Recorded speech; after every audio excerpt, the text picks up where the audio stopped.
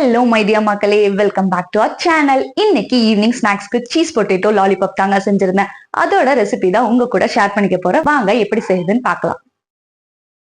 First 3 உருளைக்கிழங்கு எடுத்து நல்லா வாஷ் பண்ணிவிட்டு ரெண்டு பீஸாக கட் பண்ணிக்கிறேன். இதை கட் பண்ணிவிட்டு குக்கரில் கொஞ்சம் வாட்டர் ஆட் பண்ணிவிட்டு க்ளோஸ் பண்ணி வச்சிடலாம். 3 விசில் வந்தால் போதும்.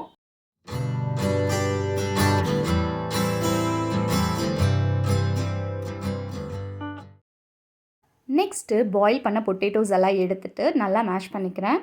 இது நல்லா சாஃப்ட் ஆகிற வரைக்கும் மேஷ் பண்ணிவிட்டு இது கூட 1.5 tablespoon rice flour, 2 tablespoon bread crumbs add பண்ணிக்கிறேன்.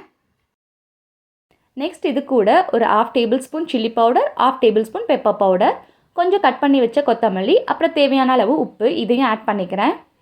காரம் உங்களுக்கு ஏற்ற மாதிரி போட்டுக்குங்க. நான் 1/2 டேபிள் ஸ்பூன் போட்டிருக்கேன். உங்களுக்கு காரம் சுத்தமாக ஆகாது அப்படின்னா ஒரு 1/4 டேபிள் ஸ்பூன் போட்டுக்குங்க.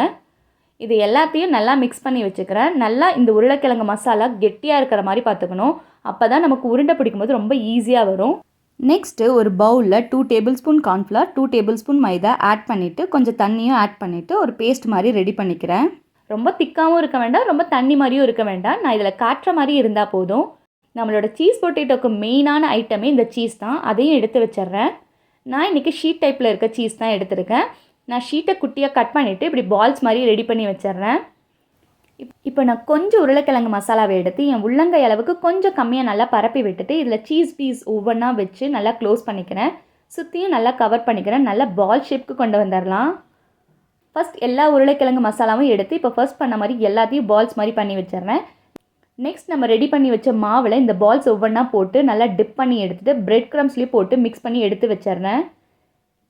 எல்லா பால்ஸும் இப்படி ஃபர்ஸ்ட் மாவில் டிப் பண்ணிவிட்டு நெக்ஸ்ட் பிரெட் க்ரம்ஸில் போட்டு மிக்ஸ் பண்ணி வச்சிடலாம். எல்லாத்தையும் மிக்ஸ் பண்ணிவிட்டு ஒரு 10 மினிட்ஸ் அப்படியே வச்சுருந்தோம் அப்படின்னா போதும். எல்லாத்தையும் மிக்ஸ் பண்ணிவிட்டு ஒரு 10 மினிட்ஸ் அப்படியே வச்சிடலாம். கொஞ்ச நாளாகவே லாங் வீடியோ கரெக்டான டைமுக்கு போட முடியல. பட் இனிமேல் அப்படி நடக்காது. கண்டிப்பாக அடிக்கடி லாங் வீடியோ நீங்கள் நம்ம சேனலில் பார்க்கலாம். நெக்ஸ்ட் ஒரு பேன் எடுத்து வச்சுட்டு அதில் ஆயில் ஆட் பண்ணிக்கிறேன். ஆயில் ரொம்ப ஹீட் ஆக வேண்டாம், ஒரு மீடியம் லெவலுக்கு ஹீட்டாக இருந்தால் போதும். ஹீட் ஆனதுக்கப்புறமா ஒவ்வொரு உருண்டையாக இதில் பொறுமையாக ஆட் பண்ணிக்கிறேன். கொஞ்சம் ஆயில் பக்கத்தில் வச்சு இந்த ஒவ்வொரு உருண்டையாக போட்டுடலாம். ரொம்ப தூரமாக வச்சு போட்டால் சம்டைம்ஸ் இந்த பால்ஸ் உடையக்கூட வாய்ப்பு இருக்குது. இது நல்ல ஒரு ப்ரௌன் கலருக்கு வந்ததுக்கப்புறமா இதை எடுத்துடலாம். இப்போ பார்த்தீங்கன்னாவே தெரியும் நல்ல ஒரு பொன்னிறமாக வந்திருக்கும். இப்போ எடுத்துடலாம்.